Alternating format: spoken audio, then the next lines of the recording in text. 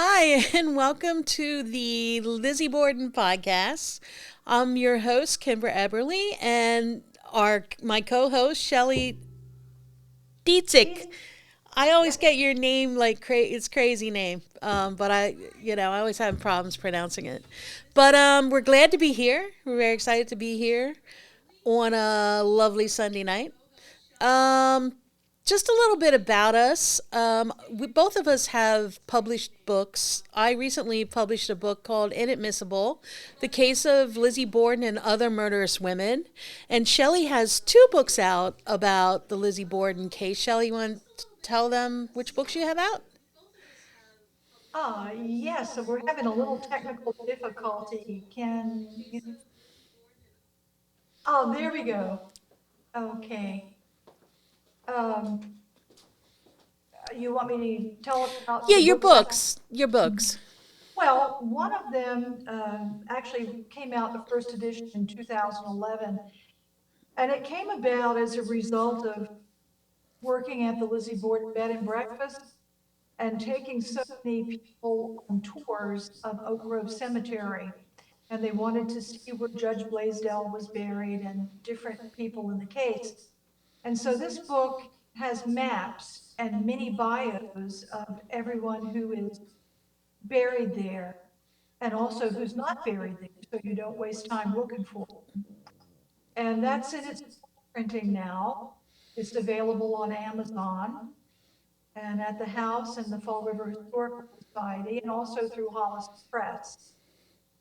The second book my daughter and I brought out in 2018, and that, I've always been interested in textiles and late Victorian fashion, particularly what Lizzie wore throughout her ordeal, from the inquest right through the acquittal and after. A lot of this material was gleaned from papers who covered the trial every day and gave descriptions of the women who were following the trial were very, very interested in what Lizzie wore to court. And it's also sort of educational.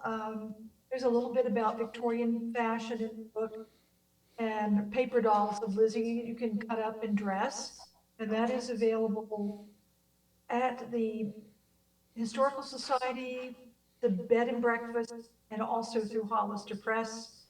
And there'll be a new book coming out this summer before Lizzie's birthday.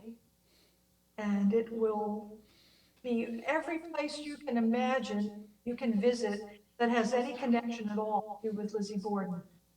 Yeah, So that, I'm really looking forward to that one. well, it's So been 30 years in the making. Oh So my gosh. Yeah. I just so you've been studying the case for some 30 years. I know at one point you were a tour guide at the house, right? Or you worked at the house. yes, I was there for almost 18 years. Yes, yes. Mhm. So I I think had that's worked, so we got the I had right worked, person on this podcast because I know that I mean I consider you a historian. You've done so much research. My book I know I spent about 2 years heavily researching other people's research. So none of mine is like first hand. Like I didn't discover any of my stuff like some of like you have, or people that went out in the field, because of course I don't live in Fall River, but I've formed many opinions, an opinion like many other people have formed opinions. And for new people that are just joining and don't know a lot about the case, this is a podcast about an unsolved murder, which Lizzie Borden was accused and acquitted of, and it was killing her stepmother and her father with a hatchet. And that's basically the gist of the story. It's an unsolved case, so many people love that murder mystery. It happened in the 1800s, and so we're gonna kind of stay true to the 1800s when we discuss the case. Yeah, Shelley knows anything and everything. You're absolutely right. She does. She's my go to person. But There I'm must really be some of excited my about. friends writing in. I'm really excited about your book. Like a few places that I have myself personally visited is the Swansea Farm and the cemetery, and of course Maplecroft, which I recently visited. Just Very lucky to see inside of Maplecroft. Yeah. yes, yes. It's an amazing place. And I have my feelings about it, but let's start out with talking about just Fall River in general, because when you and I were discussing what we were going to do in the podcast, we both agreed that in order to understand the story, you really have to understand a little bit of the history with Fall River and what was happening around that time period in the late 1800s.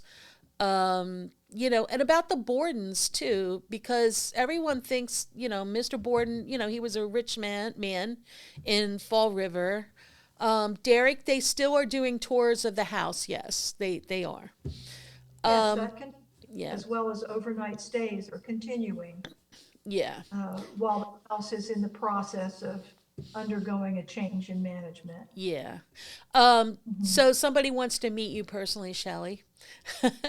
Judy. Wants to meet me. Yeah, Oh, Judy. yeah, Hi, yeah.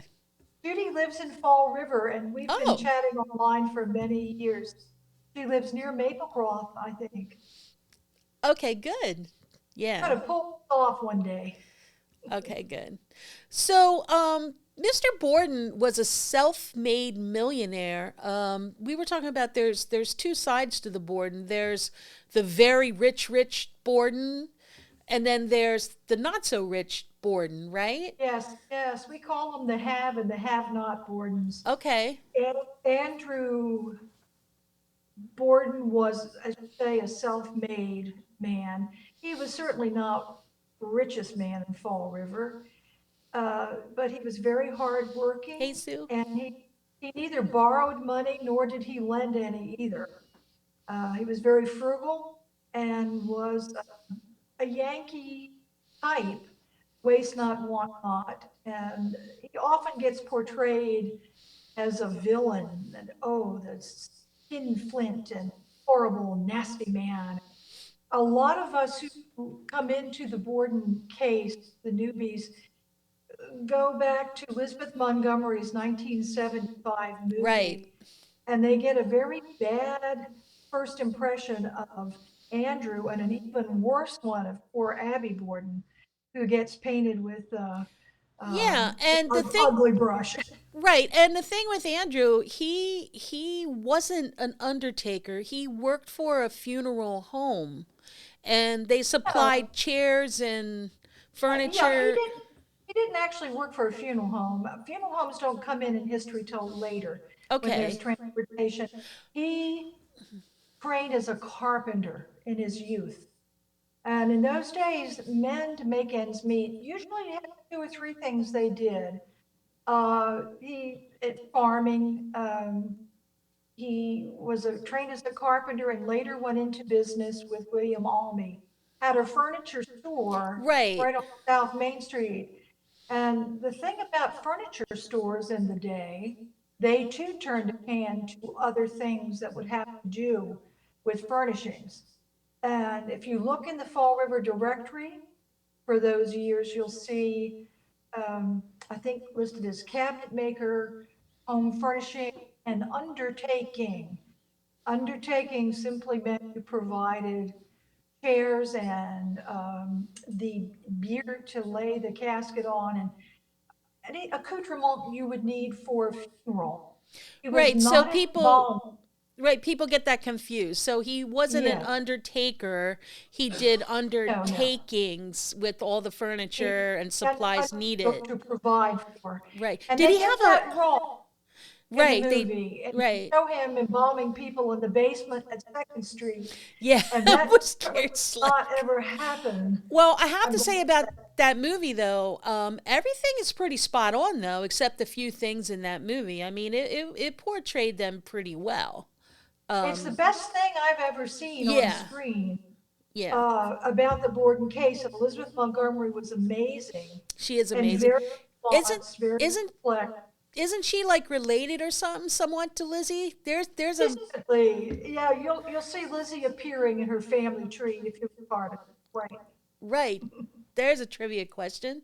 Speaking of trivia Mhm. questions, throughout this podcast, we're going to ask you 5 questions, and you guys will have an opportunity to answer it. The first one's going to be right now. We want to test your skills on how much you know about the Lizzie Borden case. So, um, Abby Borden. We want to know. Abby Borden was married to Andrew Borden, of course, but how old was Abby Durfee Gray when she married Andrew Borden? Was she, and this is going to be like a multiple choice, was she A, 35 years old? Was she B, 37 years old? Or was she C, 29 years old? And if you want to take a guess, you can put it in the chat if you know the answer. And at the end, we're going to answer all of the trivia questions and we're going to do a drawing for a gift that we'll give you. All right, so as we move on, so that was how old was Abby Durfee Gray when she married Andrew Borden? Was she 35? B, was she 37? Or C, was she 29? Okay, so getting back to did did Mr. Borden have a Hertz, like a horse-drawn carriage with a Hertz, like or like No, no, a funeral no, kind of? no. He was not a funeral director. He was not an embalmer. No, but did He, he have a horse-drawn carriage for bodies to transport them? I think I read that somewhere where. I've never seen that Okay. anywhere. I've heard that as a carpenter, he did have occasion to build coffins, which makes sense. If you're a Yeah. carpenter, you have a furniture store, and you Okay. provided for funerals. And he would probably have a buckboard and team to transport chairs and other large items you need to put on a funeral. But the hearse with the horses with the black plumes, no. So okay, good. So we have some answers going on, which Oh, is from yeah, question. which Yeah. is good. All Well, right. this is So a even if you very get the well question right or wrong, we're still going to put you in the drawing. So there's no right or wrong answer. You're still going to go in the drawing.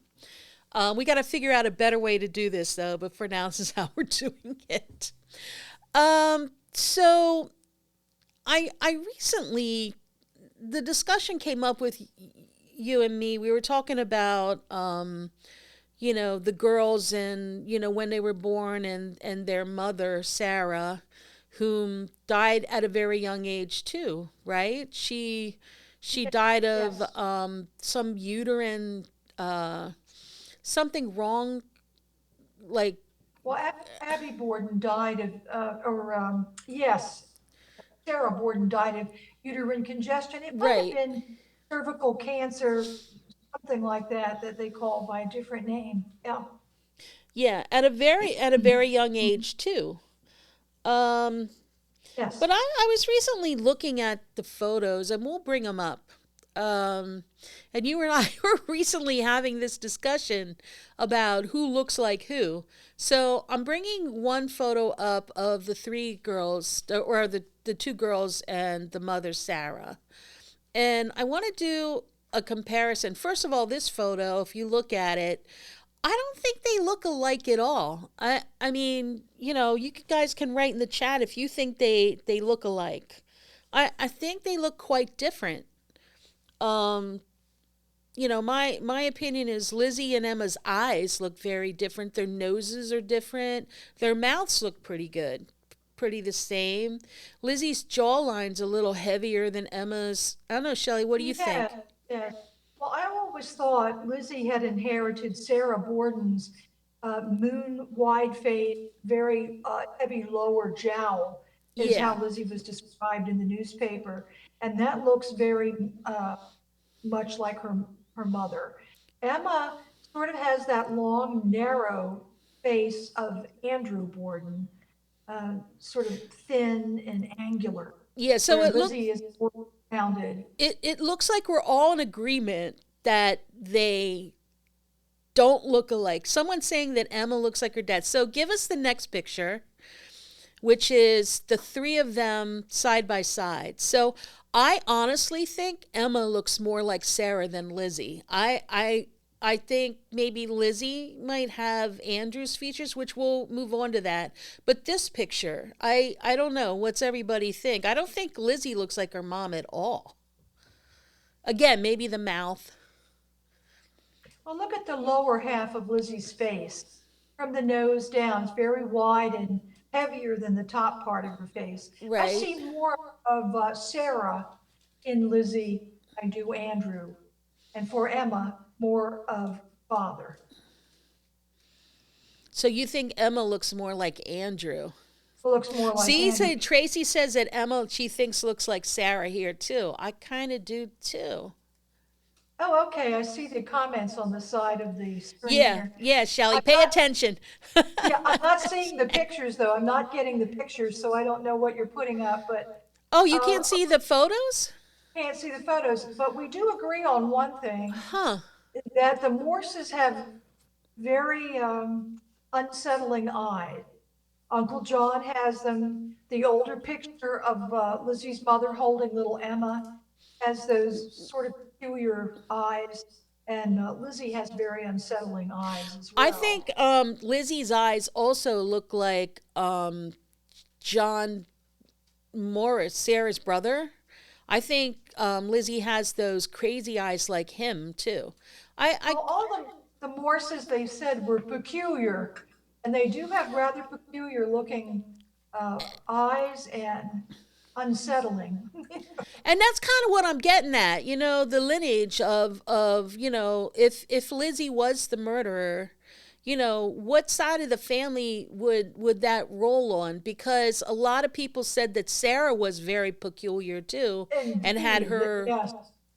Well, I would say the Morse, it's the Morse connection, where we hear eccentric, peculiar. Lord knows Uncle John was an odd duck, for sure. Yeah. Uh, uh, Lizzie's mother also was said to have a temper. Oh, I see the photos now. Okay. Oh, good, good. You finally got him.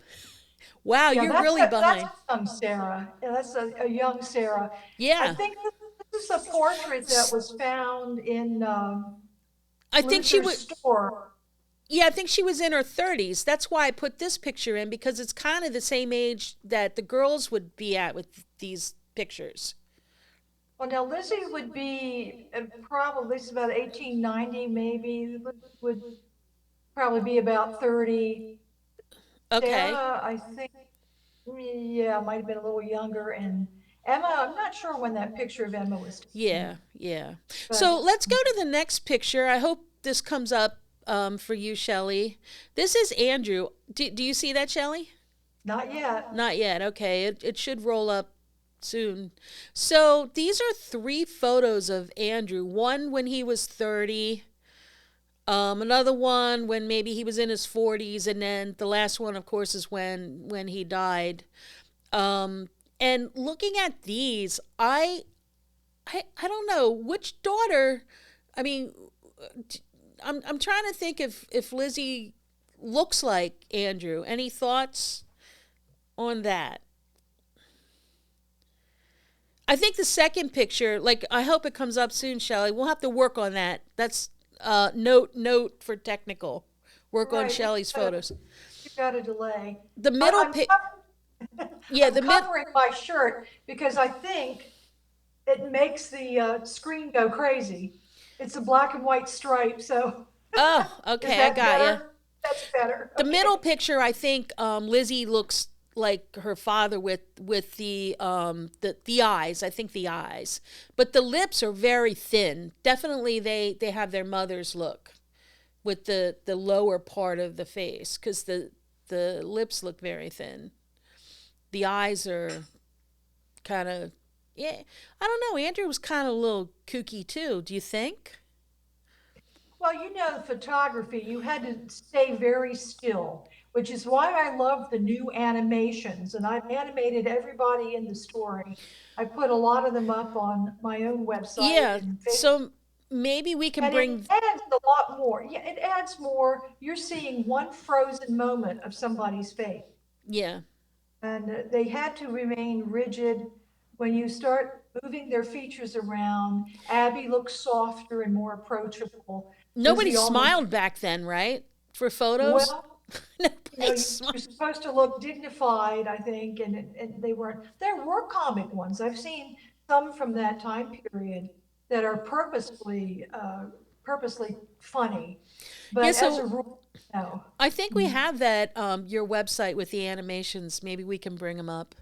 Oh, okay. Yeah, and if anyone has any Yeah. questions, oh, there they are. I hopefully you'll get this. You did such a great job with this. So I think they're kind of creepy looking, but I like that they're the colorization.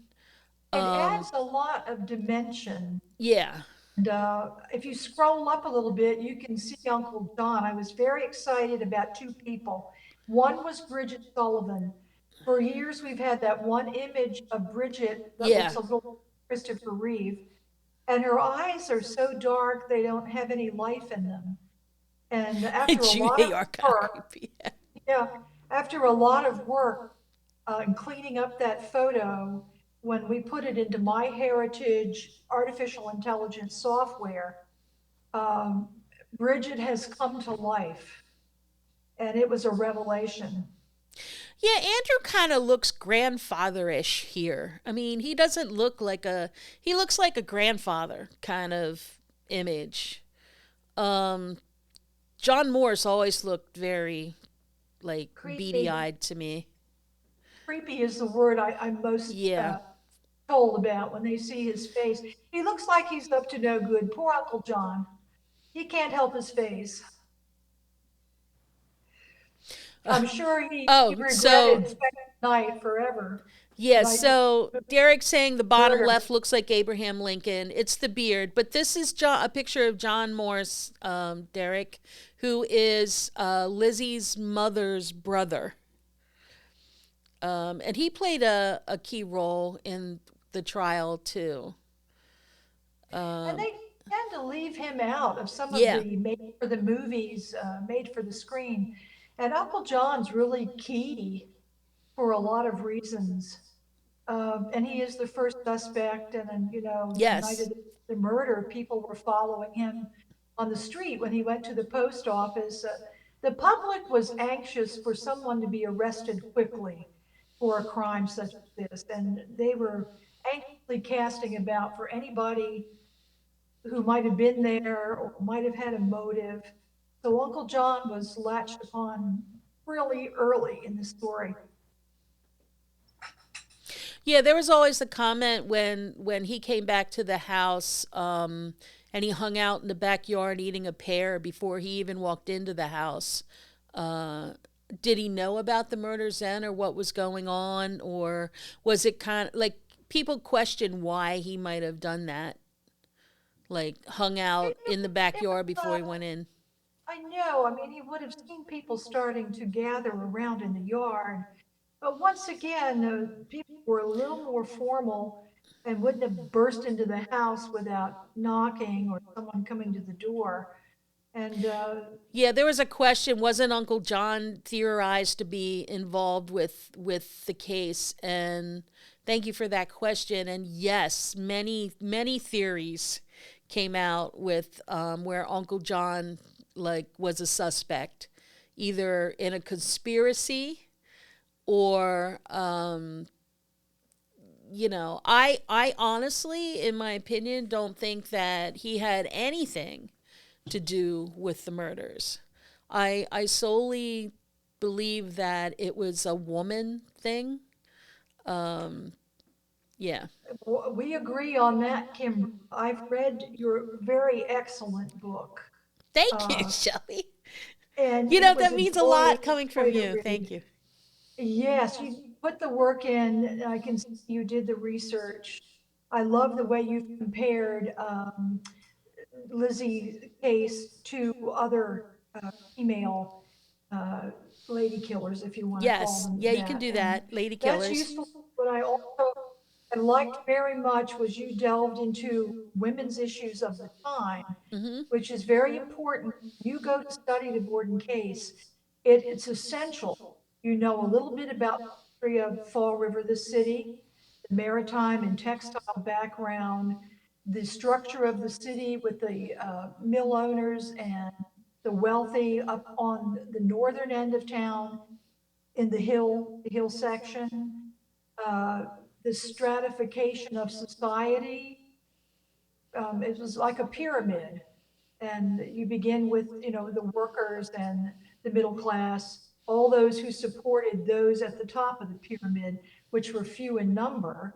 These are the Braytons and the Duvalls and So, Derek, um, it is National Poetry Month. So, thank you for the famous Lizzie Borden poem. Lizzie Borden took an axe. Um, that's great. oh, a lot of Yeah, comments here. yeah, I'm funny seeing them yeah, coming through. yeah. Someone, So, Steve wants to know, wasn't Uncle John also theorized to be involved in Abby's death? And that's a very interesting question. It's just possible, I've done some experiments and timings, where Uncle John might have been able to return to the house after Andrew had left, and Abby would not have been alarmed. He could have said he left something in the guest room or something. wait a minute. Did Uh, you go to where the house would have been, where he was visiting, and like yes, walked I it? did. I did. I've done a video on Wow.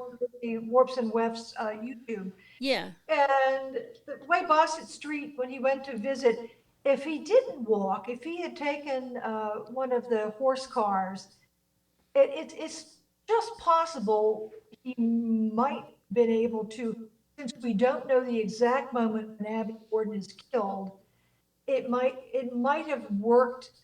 I don't put much faith in it, but yes, that is true, Steve. There was some thought at one time that maybe he could have not been telling the truth about his timeline and had come back into the house and murdered Abby So upstairs. Rusty's saying his alibis were too perfect unless he had OCD, could remember all those details, but not notice something going on when he returned. And that's the thing, he did. He Not. remembered everything, but it was like he had nothing going on when he got back to the house. Like, I've been that way myself, and I've seen other people, I mean, who are preoccupied, and it was the lunch hour. He's a bunch of people in the street, and maybe in his mind he's thinking about, oh, something business he had done at Swansea Farm the night before, and he knows he's hungry, and there's loads of fruit on the ground, as we know, yeah, and starts to observe, and he does talk to Mr. Sawyer, who had been posted on the side door landing, yeah. and learned bit by bit what was going on. But not when he immediately walked in the gate. And I can say I've been absent-minded sometimes where a car nearly hit you or something because And you're not paying much attention. and here's a thought, maybe because he did know Lizzie and what she was capable of. I think the whole family knew Lizzie and what she was capable of. So when John got to the house and thought, "Uh-oh, something's up," he probably sort of like knew and maybe had a moment of freak out knowing that he was going to walk into something bad, knowing Lizzie. He paused for a minute before he went in to brace himself. Exactly. That's a good point. He also may have paused. I am myself an observant person, and I like to take in the surrounding and what am I looking, what's going on here? Meditative, eating the pear and trying to Yeah. piece together do I just burst in on what's happening? Clearly something's going on. I'll ask this guy on the step. I don't know if he even knew Mr. Sawyer, but he approached the side stair. I think Uncle John has always gotten a bad rap because of those crazy Morse eyes of his. Mhm. He just looks like he's up to no good. Yeah, And it and the was, fact that he lived with the butcher for a yes, while, well, they that didn't thought, help. yeah, he was capable of butchering. Well, It is it it is yes, difficult to try to assign the reaction demeanor from then to how we are now. We are so immediate and vocal about everything. That's a good point. well, that's it. And you tend to jump to conclusions. Oh, he trained as a butcher. He was staying in Dartmouth with Isaac Davis and his Yeah. son, Mm-hmm. and they were butchers. And oh my gosh, he probably had access to cleavers Right, and right, knives and all sorts of things. But that was not the murder weapon. right, Oh, and then he arrived with no luggage. That's a point people make. He shows up without even a toothbrush. Well, the guy didn't know he was going to be invited to spend the night, nor could he have predicted that he would be so late coming back from Swansea. He was invited to dinner over there. He stayed for right, dinner, which made him late getting back to Fall River, turning the horse and carriage into the livery stable. And Abby and Andrew, of course, it's kind of late now to go all the way back to Dartmouth to sleep over. And he was agreeable because he had heard while he was in Swansea, some of his relatives were in town. They were staying, I think, with the Emerald on Bassett Street. And it was convenient for him. So, of course, he didn't bring any clothing or right, underwear, right. Why would toothbrush. he? Right, that's a And good point.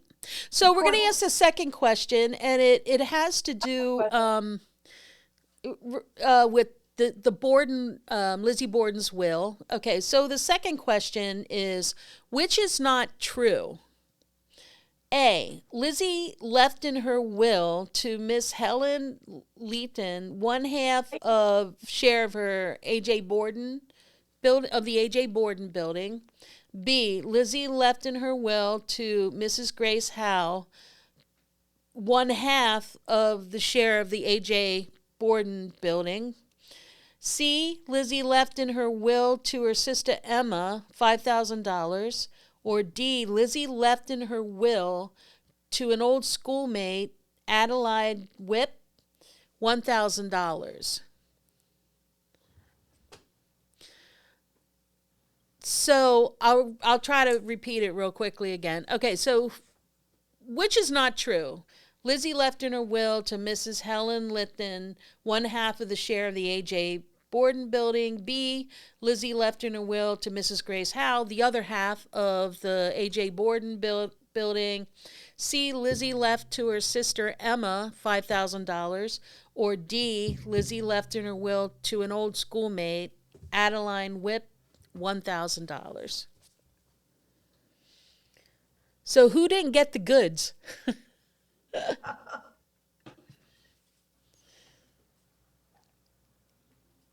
some more questions coming in. Okay.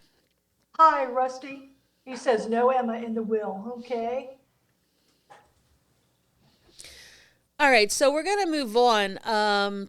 So we you were talking about John Morse, and I forget what the last thing you said. It sparked another. Oh, about the hatchet, the murder weapon. And we were recently talking about that, talking about John having access to all these cleavers and stuff, but you said it wasn't the murder weapon. So what Yeah. was the murder weapon, Shelley? I know they have in Fall River Historical Society, I've been there, they have the hatchet that was at the trial. Oh, look at you. Nice. We're And it always the isn't big, an axe, it's a hatchet. There's a difference between the two. the A, handle length, yes, and the shape of the head. yes. Mhm.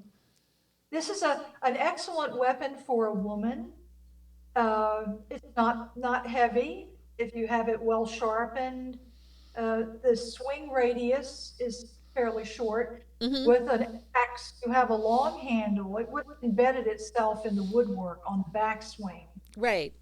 Um, So here's one thing, like if you held a hatchet like that in your hand and it's a woman, she could pretty easily like hit somebody. Well, the thought of hitting somebody 19 times, first, I can just not get over because I did that experiment and that's a lot. I mean, it really is a lot to Any stand there and, overkill is overkill. yeah, But it's, notice, Abby receives about twice as many blows as Andrew. yeah, because Andrew had 11, Abby had 19.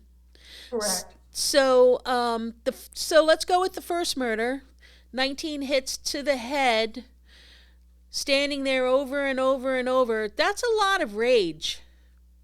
That, if I can't even put myself in that perspective, but to me, that would be a lot of rage and a lot of energy. And like maybe after you're done, wouldn't you be a little exhausted with that?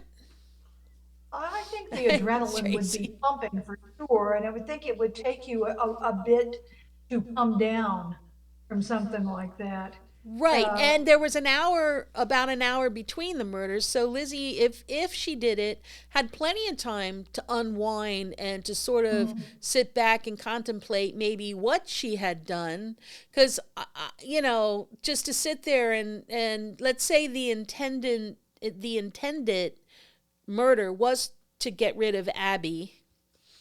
So we're sort of getting ahead of ourselves, because you want to look at the motive of why Lizzie would have wanted to do something like that. uh, well, motive is the driving thing. As Agatha Christie said, you must have motive, weapon, and opportunity. Motive is paramount. Weapons can be found or Yes. substituted if you can't get the weapon you wanted. Opportunity is also very, very important. Yes. Yeah, And you if said you, something very interesting to me the other day about the opportunity and about the locks on the house yeah, and with Bridget being outside conveniently doing the windows, not like Abby asked her to do the windows. That was really convenient. So you you were saying something that maybe Lizzie knew that she was going to be out there beforehand, or well, I think we need to assume that there's probably some facts that we do not know and never will know. I've had a theory from years of thinking about it. A hot day, Bridget had thrown up in the backyard around 9 o'clock and was not feeling real great. Another reason why she didn't want to go down to Sargent's to the dress sale. She right, wanted to go lie down. which was suggested to her It to was, as go. you suggested about the sale. But I've often thought maybe ask Bridget to go outside and wash the windows because she and Lizzie had had some sort of falling out or an argument. There was some tension, and Abby didn't want Bridget to overhear the two women. This is something we'll never know. Right. Um, but I just thought it was odd that she made Bridget go out and do that when she was sick. But it certainly would have ensured her a private conversation with Lizzie. Hey, You Steve, have to I, I, everything. I believe the second part of that comment that Lizzie killed Andrew out of necessity because Andrew came home unexpectedly. Oh, I agree. I well, totally agree with yes, that. I've always called Andrew the collateral damage. I do believe that Abby Borden was the intended victim all along. Right. I agree with that. And 100%. unfortunately, because Andrew was still very unwell from the sickness they had been enduring since Tuesday night, Right. he comes waltzing in, I guess, around quarter of 11 or so.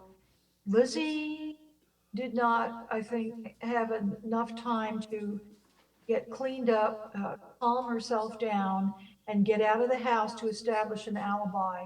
The alibi, I've always thought, might have been the dress sale at Sargent's, that she had planned to be out of the house at that dress sale, but then her father came home and she knew that her father would put two and two together, that she had been in the house all morning and hated his wife. She So was a that comes smart. down to the dress, though, because your theory, right, that Lizzie planned to go out of the house, which, Mhm. okay, but Right. when women go out of the house, they dress to go out of the house. Yeah, Lizzie was wearing a house dress, not like a dressy dress that she would wear to go out of the house, right?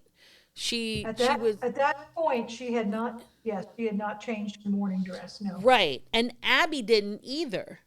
That's And correct. that's another thing. Like Abby was found in her house cleaning clothes too, and there was that note, that mysterious note. Oh, Abby got a note and she was going out. But if she was going out, then why wasn't she dressed in outing wear? Well, exactly. The textiles in this case alone, we could do 3 podcasts on, the Right. forensic textile evidence, who was wearing, what happened to it.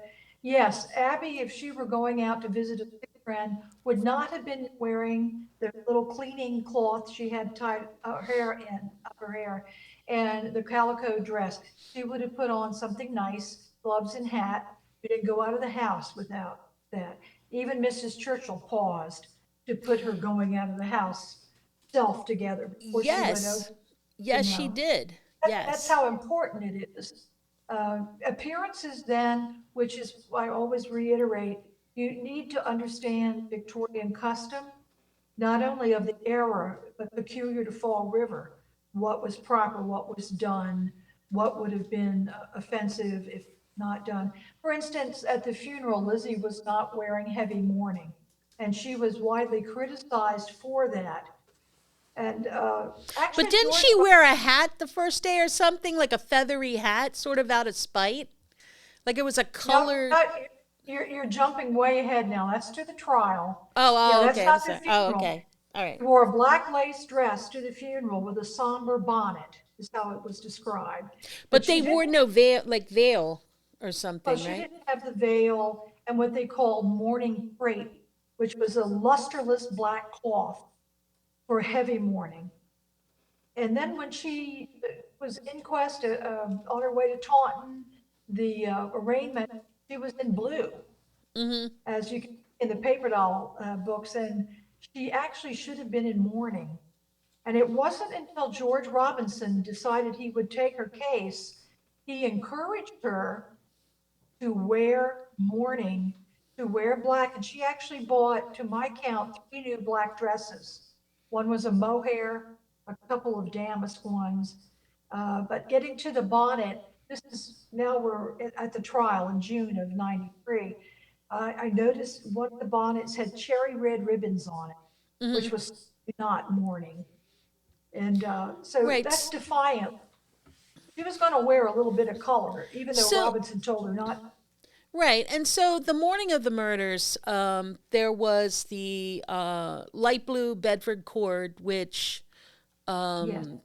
is the talk of the town, of course. The dress that she burnt one Sunday or Yeah. Saturday. While, Saturday. while we're on this dress, let me just say something. I see a comment.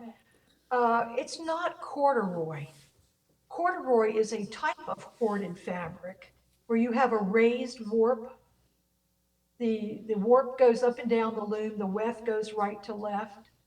And so with corduroy, I think it's the warp that's slightly raised above, and it gives a little texture. Corduroy is an example of a very heavy corded Right. fabric. So no, we're not talking, she was not wearing a corded dress. She wasn't even wearing a dress. She was wearing a skirt and what they called a waist or a basque, Mm-hmm. which was made of the same fabric. And if you don't have a lady's maid, the buttons are in the front and you can change, and I have timed it very quickly out of such a garment. The skirt was separate with a hook plaque on the side, and the waist would have buttoned down the front. But because it was made out of the same cloth, it gave the appearance of a dress. Right. And didn't one of the detectives give a really super good description of Oh, yes. Lizzie's That, dress that was it, kind of really funny? it wasn't her dress.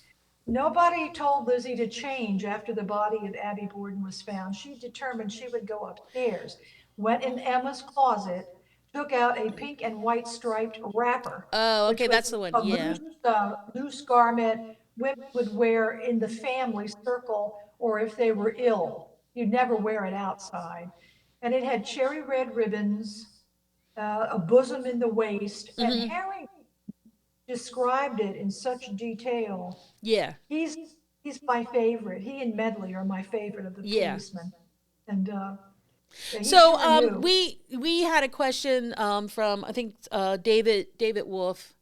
Yeah, and where was the paint stained dress during the police investigation? And don't we all want to know the answer to that question? But we have some theories Right? going. Theory. We got some Okay, theory. so there was a blue, light blue Bedford cord. We know that one. And then there was the pink wrapper, which she had changed into.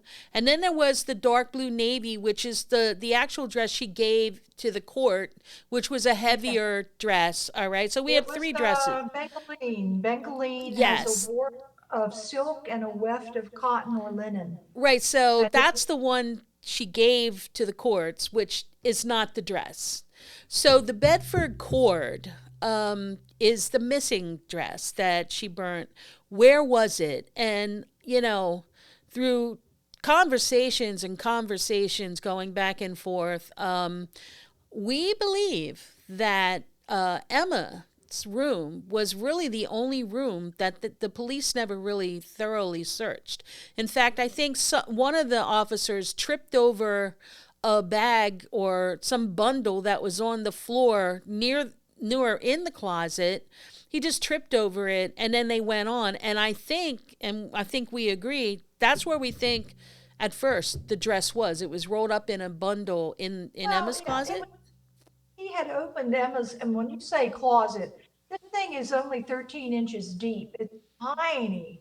Okay. And as the policeman who was kind of shooed out because Dr. Bowen and Reverend Jubb, and by that point, um, they didn't want to upset Lizzie. Lizzie said, "It will make me ill if you ransack the room, searching." They did some cursory searching. But in the bottom of Emma's little shallow closet was something rolled up on the floor. But because of Dr. Bowen and the respect for doctors and ministers at the time, he didn't pause to really pull that thing apart to see what was in that little bundle. They gave a fairly brief look in the dress closet. Lizzie had to get up, go past the room where Mm-hmm. Abby laid on the floor, and unlock the front landing dress closet. Right. They didn't really do a good job of pulling through the clothes. There was a thought that she could have hidden a bloodstained, spattered dress under one of the winter dresses. Mm-hmm. I believe You she ha- actually you had a something really to that. good theory too, because the room, Lizzie's bedroom, it was always kind of under protection. Like the police could never really get in there to do a thorough search, even though they Well, did. yeah, I know what you're getting to.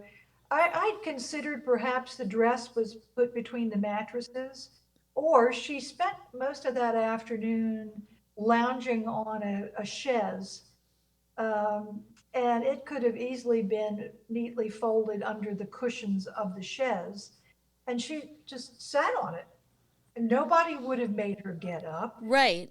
She, she had a wrapper on. The doctor was saying, she's had bromocaffeine. Lizzie says it will make me ill. Um, and they wouldn't have pushed the issue because of her status and her femininity helped So, her out. Mickey Johnson says, I truly believe Lizzie used a flat iron.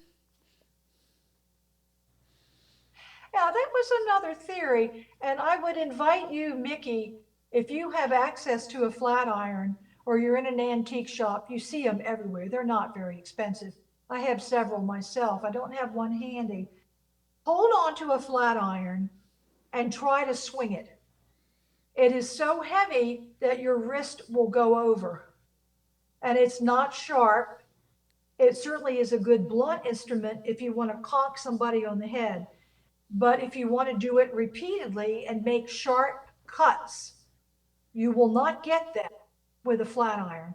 I practiced with cantaloupes and watermelons. Oh, It makes a dent, but it does not make a cut. wow, Shelly, you did that. That's funny. You have to do these timing Yeah, experiments. that's You have, funny. yeah, you've got to visit the house. And in this case, the devil's in the detail. If you want to solve this thing, there's no thing that you should overlook. Okay, so before we get to the next question, I'm gonna do question number 3. So Andrew and Abby Borden's ages when they were murdered were A. Andrew was 69, Abby 64. B. Andrew 70, Abby 66. Or C. Andrew 69 and Abby 62. How old were they when they were murdered? A. Andrew 69, Abby 64. B. Andrew 70, Abby 66. Or C. Andrew 69 and Abby 62. Okay, we got some numbers coming in. So, Michael, you asked this question, who do you think did the murder? Well, we have to be here for 2 years to figure out or to give that answer. That is what we all want to know, of course.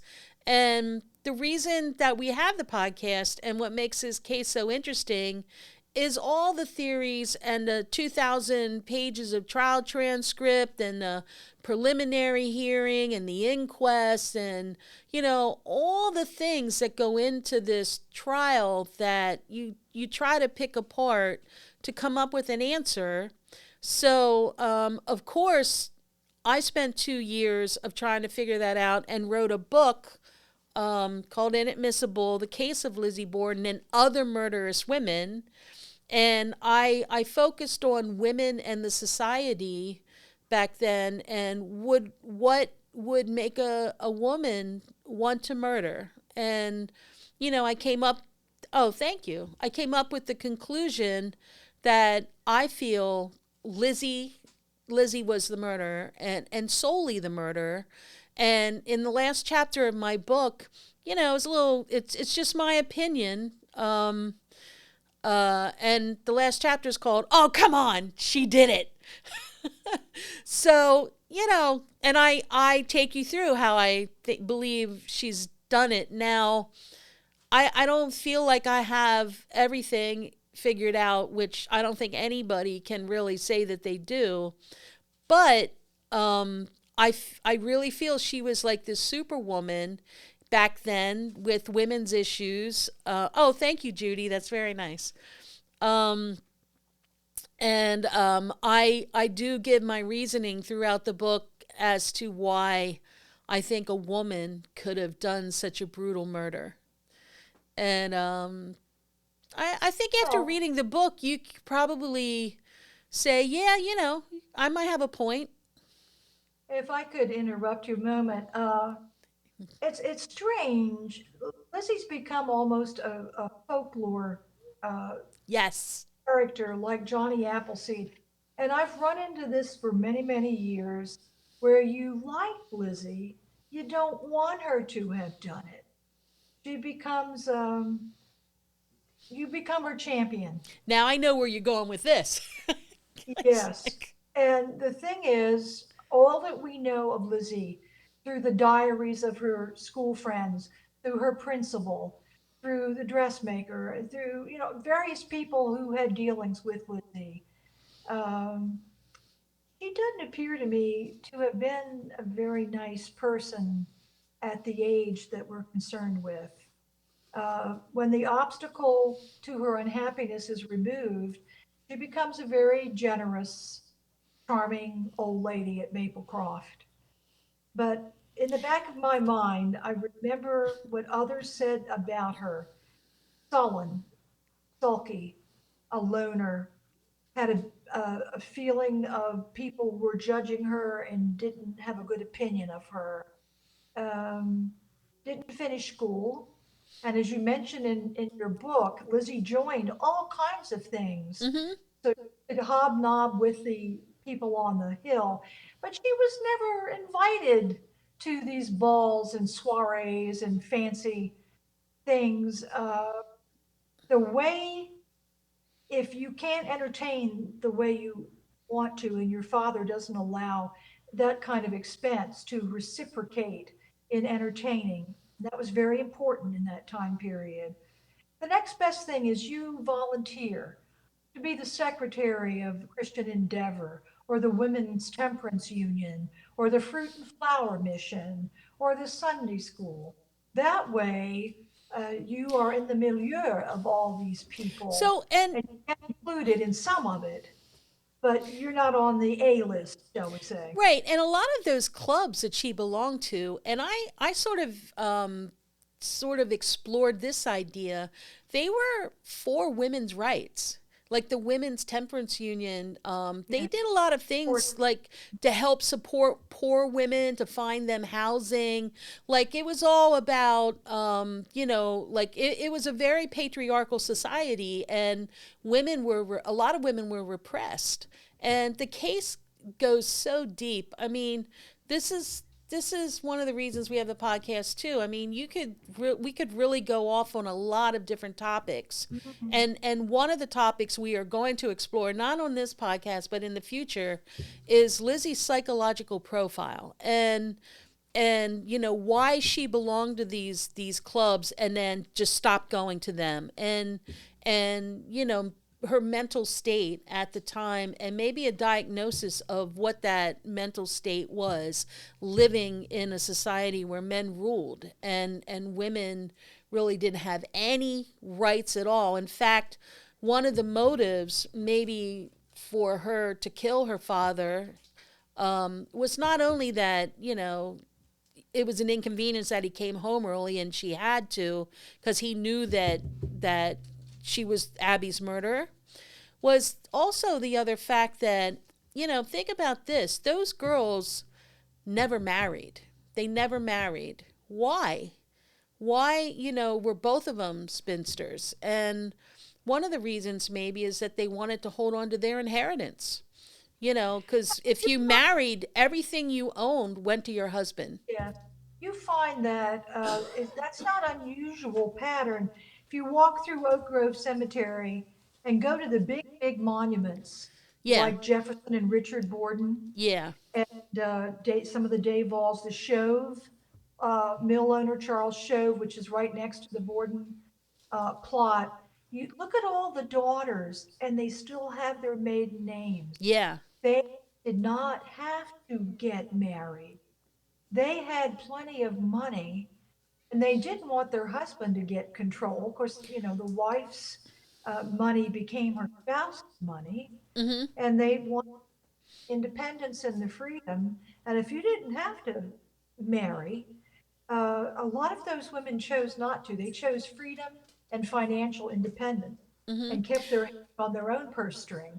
Yeah, and I wonder how the conversation went when months before the murder, Lizzie went on a grand tour of Europe with one of her cousins. And I often wondered what kind of conversations they had, because her cousin was very rich. She, Yeah, Anna and Carrie Borden right. were not only rich, they were high society. And they And they weren't married moved, either, just like a fact. Neither one of them no, no, married they never either. married. If you, Right. you go, the largest monument in Oak Grove is Richard Borden, and you'll find their huge gravestones there. And they are buried still as Carrie and Anna Howland Hmm. Borden. But think Uh, about that. These rich women, like and I always felt like Lizzie felt like she was in between, because she's. oh, that's an excellent point. And I'll add one more thing to that, Kimbra.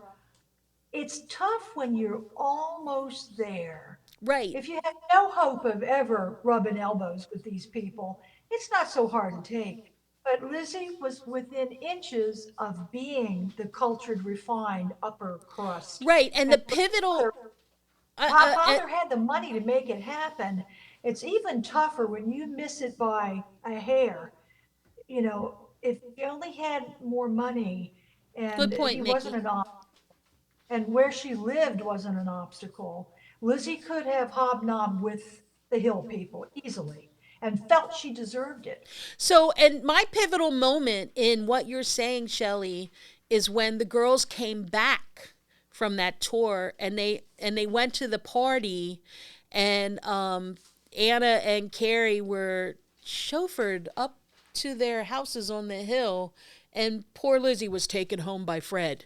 It was like kind of like that like, It was a oh, we'll just, chore. right, Gonna take the Borden girls home. right, Exactly, exactly. And it right. must have hurt. I think probably Lizzie was only invited, probably because of all the work she did at church, and Yes, because of I agree. Mary and Anna. They were distant cousins. Yes, I Hmm. think they shared a great great father. But that was the case of the have Bordens, and then there were the have-nots, which were the lower end of the financial Yeah, scale.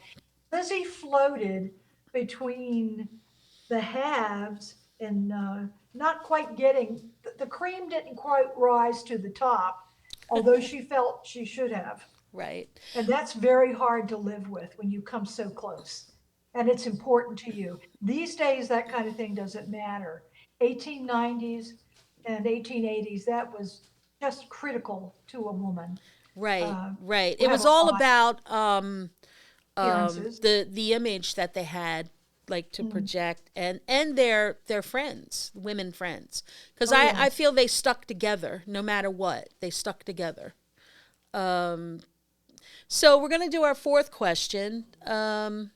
What year was Bridget Sullivan hired as a servant to the Borden family? And this is kind of important too in the story. So, was it A, November of 1889, B, August of 1890, or C, May of 1886? When was Bridget Sullivan hired as a maid in the Borden family? Was it November of 1889? Okay. Well, we're going to get to that question, Michael. August 1890 and May of 1886. Shelley, they want to know, Michael wants to know if you've had any Oh, paranormal. paranormal. Yeah. Well, that house certainly ought to be haunted, if any house would be, one would imagine. I like to quote the late Edith Wharton by saying, I don't believe in ghosts, but I'm afraid of them. I do believe in ghosts. I do believe in ghosts. Like, It's interesting. I've been through many, many, I would say well over 100 seances there. Uh, I I, think I you were telling me though, Shelley, the quiet times that you had in the house when you were Yeah, alone. there were some times, most of the time you can explain things you smell or see, but from time to time, when I would be alone waiting for guests to come back from dinner for their night tour, I would hear walking in Lizzie's room back and forth and a muttering sound like people were talking, two people, a lower voice and a higher voice. And I would walk into the front hall and stand at the foot of the stairs, and as I started to go up the stairs to try to catch something, it would stop. All sound would Shelley, that stop. The would wall. scare the bejesus out of me. I don't know. That would Oh creep me. no, no! I was hoping, to see something. I've never actually been afraid in the house. There are certain areas of the house that are creepier than others, and I don't like to sleep in the room where Abby Borden was killed. There's that atmosphere and expectancy and sort of a negative energy, if you want to call it that. And when you lie there in the dark, the mind, you're picturing who came Mm-hmm. through, who did this. The cellar, I've always had the feeling that something was hidden in the cellar. Mm. It had something to do with Lizzie's two trips to the cellar on the night of the murder. That's the word that popped in my brain when I first saw the house in 1995. Before it was converted and opened as a B&B, it was quite different inside. And this is when Mrs. McKinn had passed away, Miss Josephine McKinn. And the basement was the first place I went to. Um, I never liked going down there alone late at night. I don't Yeah, I know why. wouldn't either. That's creepy, the cellar. Well, but you talk to yourself. You're saying, okay, it's the living you need to worry about, not the dead. The dead don't hurt you, but some of the living walking around. I tend to disagree because I have some friends who are the Haunted Collector. I don't know if you ever heard of that show, but my friend Yes, I Brian have. Cano, Yeah. He's a real paranormal investigator. He's told me some stories about, and I always thought if you're going to that side, then they certainly can come over to here. The Hmm. wash basin area is where you can make out the features of a face. Have you, Steve? I don't know. I don't know. Yeah. Like Well, that's in the chimney. When you take a I never picture noticed with that. the flash over the wash cauldron in the Yeah. wash cellar, um, there's kind of a light and dark shadows appear that take on the form of a face, which looks very like that of Andrew Borden. Mm. And I've seen that many, many times. In fact, Hmm. that was the finale of my cellar tour. We'd turn out all the lights and they would get their cameras out, and we got some interesting photographs. That was Yeah. not, So I've been to the house quite a few times, and actually, I was to an event 2 years in a row where we had a mock trial, and I was on the side of the prosecution, of course. And it was a trigger event, so we would have the trial in the day. It was a lot of fun, and then at night we would do that paranormal investigation. yes, Right. yes. So, but I've always had like in the house. It's kind of hard to explain, Shelley. I don't know, just a heaviness, like when you open the door and you go in and you're transported into this other world. But I always felt like a heaviness. I don't know if it was dread or anxiety that I'm in the Yes, house, yes. something. Dread and expectation Yeah. of fear, very strong. And I've had to walk guests to the bathroom. They're afraid to go upstairs, won't go in the basement. Occasionally, some will leave in the middle of the night, especially those who stay in the Morse room. I couldn't have worked there so many years if I were truly frightened. So if Holly said there's many crosses, the family had many crosses in the living room? Yes, I never noticed there, that. no, no, not now. This is before it became a B&B. Oh. Holly and I, we used to work at what they had after the centennial in 1992. Mhm. The city put on three Lizzie Borden expos. And Holly, who I see is here, Holly is the illustrator, does all the graphics for Yeah, it's the paper doll fantastic. and for Yeah. Warps and Wefts. We had a tour. Uh, Ron Evans took us through. He and Martha McGinn inherited 92, number 92, when Josephine passed away. They ran the Leary Press, which used to be attached to the side.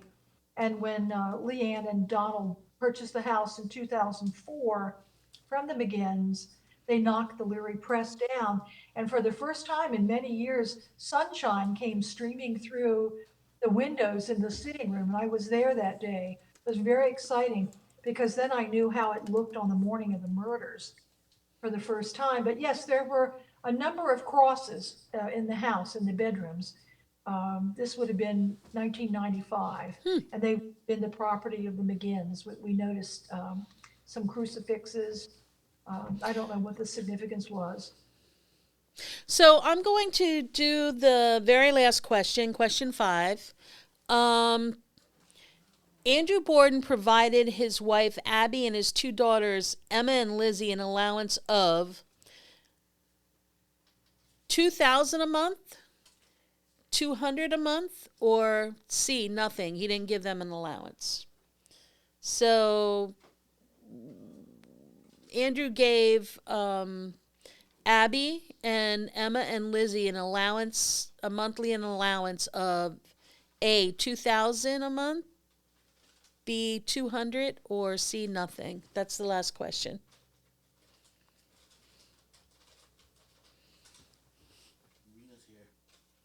So our title of the podcast, the new one, which you'll see next month, is Lizzie Borden, Tea and Murder.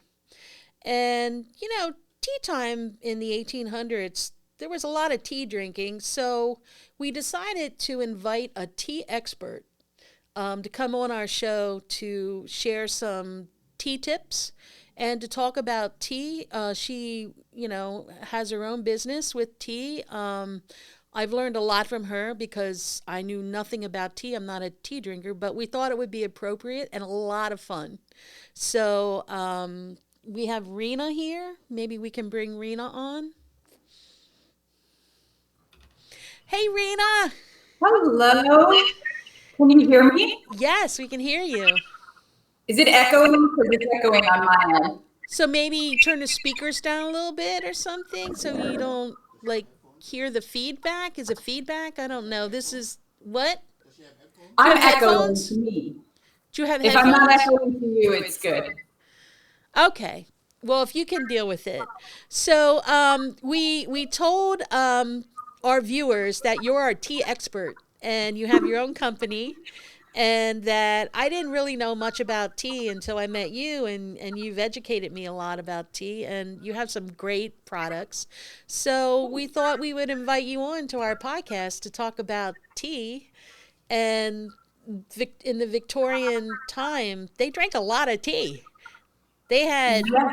tea in the morning, tea in the afternoon, tea in the evening. And I recently read today that rich people and then poor people had a whole different agenda and way and even choice of tea that they drank, which I thought is kind of crazy. But anyway, talk to us, Rena. Well, I thought that today I would tell you a little bit about tea bags, actually. Thinking of Lizzie and the time that she lived, the tea bag was actually invented during her lifetime, but it was invented by two women who are basically ignored by history. People think that Thomas Sullivan in 1908 accidentally invented them in New York because he was a tea dealer and he would ship out his tea in little silk satchels. And people started brewing them in the satchels. And so that's the origin of the tea bag. But that's not actually the case. A few years earlier, in 1903, Roberta Lawson and Mary Malaran, and I may be saying her name wrong, from Milwaukee actually filed a patent for a tea leaf holder that essentially was a tea bag. So it's interesting talking about Victorian era and the way that women were treated, and the fact that these two women actually invented a tea bag and no one knows about it. This gentleman gets credit several years later. So I thought that was neat. And the tea that I sell is from a company called Sipology. I'm considered a sipologist, and it is loose leaf tea. So it's the sort of tea that you would have put into one of these tea satchels instead of the tea bags that we're used to today. So I thought today I would show you my favorite tea, which is Earl Grey. This one is particularly Earl Grey de la Creme. Oh, and I think they drank Earl Grey. Earl Grey was a favorite in the 1800s too, right? Yes, Okay. absolutely. Earl Grey is one of the teas that's considered like a regular tea that people drink all over. Earl Grey, English breakfast tea, Irish breakfast tea, those are sort of the general morning teas that people think of when they think of black tea. And most people think of black tea when they're thinking of the tea that they're drinking. So I thought that I would share the difference between what you get in a tea bag and what loose leaf tea is. So here, and I'm not sure if you can see it, here is the Earl Grey de la Creme from Sipology. Oh, I that's want you nice. to take a look at how pretty that is. There's the little, they're almost like purpley blue flowers. Yeah. And I wish that there was a smell-o-vision because the aroma of this is just out of this world. And you can see the individual pieces, like there's actual pieces of things in this tea.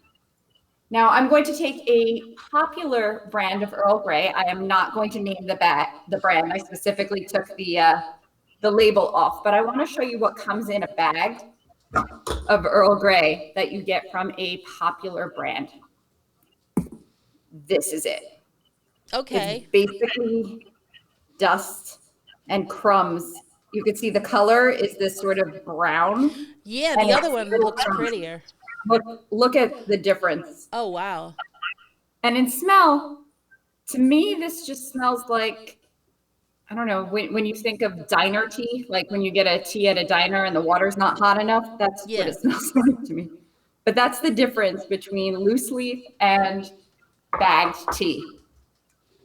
And people are worried about loose leaf tea. They say, how would I make loose leaf tea? Well, you would do it similarly to the way they would have in the Victorian era, by just putting the loose leaf tea into your teacup and then removing it when you're done brewing it. So we have different ways we could do that. I have an infuser here. This is called a universal infuser. This is a cute little cosmic pyramid tea triangle, or you can make your own tea bag with a steeping sack. I have like a So, ball, like it's like a round ball that I got that you just put it in yes, the cup and pour absolutely. hot The water. mesh, yeah, the mesh Yeah. tea balls. It does the same thing. But today I'm going to use my universal infuser right here. And you just take a scoop of tea, 1 teaspoon to 1.5 teaspoons. Each tea usually tells you how much to put on it. Mine says 1 teaspoon, 2 to 3 minutes, one time. I have all these little containers. And it's the same tea that I just showed you, so you can see it right there. Oh, it smells so good. And you take 1 scoop, you put it in the infuser, you put it on your teacup, and you add your hot water.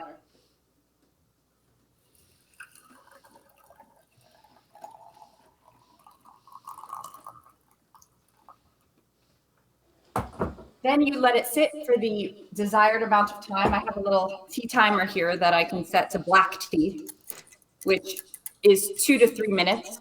So it'll ding when it's done. And then you have a cup of tea. Simple as that. Nice. So we're gonna put up your website where we can go to see all of your stuff. I mean, I could talk to you for hours about this because there's so much on your website having to do with nutrition. I mean, the matcha I just learned about. We can talk about the next time, but I love it. There's like Yes, Earl Grey matcha too. yes. Oh, there you go. There's one thing that is in the catalog. It's just such an amazing website, and I didn't know that tea could come in so many different forms, and even in food, and putting it in like really fun, like tropical drinks, and it's such a great. Alcohol drinks. I know Lizzie wouldn't approve, but Yeah. of Oh, course and you could heal do a lot with thyself. alcohol. That section with the calming, soothing. Like there's different teas for different things. Yeah, Um. they're natural medicine in Canada. The US doesn't have a comparable title, so it's just considered a supplement here, but there are Yeah. teas that are medicine. So Yeah. I use them quite often. Yeah. So the quick question about the Earl Grey, that's kind of like a starter tea for people that are just learning about tea. What about the caffeine in that? Is there a lot of caffeine or is it So, yes, Earl Grey is a black tea. Black tea is one of the higher caffeinated versions of okay? tea. It is not the highest, but it's what people generally think of as caffeinated tea. Usually it has around 60 milligrams of caffeine. Mm. That's comparable to, there's 90 in a cup of coffee. So it's Oh, less than coffee. okay. All right. Yeah. That's not There so are bad. other kinds of teas like pu'er, which is probably one of my favorite kinds. It has 70 milligrams of caffeine in it, and Okay. it's stronger. It's actually black tea fermented and processed in a slightly different way. Okay. Awesome. Well, thank you so much for coming on, our tea specialists. We're happy. And, we'll have you back next month when we, do this podcast again. We're going to be doing, I guess, a monthly podcast. And, Secret. we'd love to learn more about your delicious teas. I'm Absolutely. I'm excited. looking forward to it. Yeah. Thank And you if so people have much. questions or they want to learn something in particular, I'd be happy to address it. Yeah, I know you're good for that. I do. She's hands on, Rena. So we'll put up your website and your chat, whatever, that if people want to get in touch with you, we'll pass on the information. And thank you so much. Thanks Yay. for having me. All right. So thanks, and we'll talk to you later. All right. Great. Bye. Thank you. Yeah. Kimbra, Yes. while Rena was talking about tea, I went to my collection cabinet and got out my box of Garfield tea. Oh, I don't know if guys. you can see it. This is what Mr. Borden was taking for his illness. He didn't want to pay to go to see Dr. Bowen like Abby did. This is a vintage box. You can find it on eBay, Oh, I hope fairly Rena's still on watching this so she could see this. inexpensive. Wow. Well, I wanted to tell you what's in it Yeah. and what and how Andrew would have taken it. Do Okay. we have time? Yeah, and then we're gonna close it out with our answering the questions to our trivia. But this will be our last thing. So let us know what's Oh, in it. okay. Well, apparently it's senna, something called couch grass, uh, balmony, Balmoney, and dandelion green. And it says it's a combination of simple herbs which have a laxative effect and is taken by many users with satisfactory results. Uh, Okay. this package contains a sample, and here's how Andrew would have taken it. He would have put a heaping teaspoon of the herbs in this, and the herbs are still in the box, by the way. Wow. Fill the cup with boiling hot water, like a senna tea is what this is. Let it steep for 3 minutes and strain. And you could have it hot or cold. You could add sugar to it. You could give it to children. And apparently it came from England. Mm. You could also get it in Canada or Buenos Aires. Who knew? And I don't know if it worked or not. Hmm. He was still sick there on the Thursday morning, and he'd been taking it since Tuesday night. So senna is usually a laxative, and I guess what it would do. And here's a thought: if the Bordens had been poisoned on Tuesday night, it may not have been the swordfish steak that had gone off. By taking a senna laxative, which is pretty effective very quickly, poison could have exited the body from taking Hmm. this Interesting. preparation. I mean, I just connected that. Wow. That's a Well, there's thought. Never another thought of there's that. another thing we can think about. Yeah. Just add that to the pile of we won't even go there. It's And the like next time we get together, I collect books. They're called household compendiums. okay. And the Bordens did have such a thing in their home. Yeah. All married women, they were given as wedding gifts. It tells you everything on how to make mutton stew, through what happens if you are accidentally poisoned. Mm. And it was always said, this has come down word of mouth, that this sort of book that was found in the Borden's home tended to open very quickly and automatically, as if someone had looked at it often, to the section on poison. And next time, we'll take a look at what this says about prussic acid. Love And to. this book, And, next time we can talk about poisons, poisons in the house, different poisons, and connect that. So we're going to go over the trivia questions. Um, so, how old was Abby Gray when she married Andrew Borden? And the answer is she was 37 years old. her birthday is January And 21st. just a quick fact: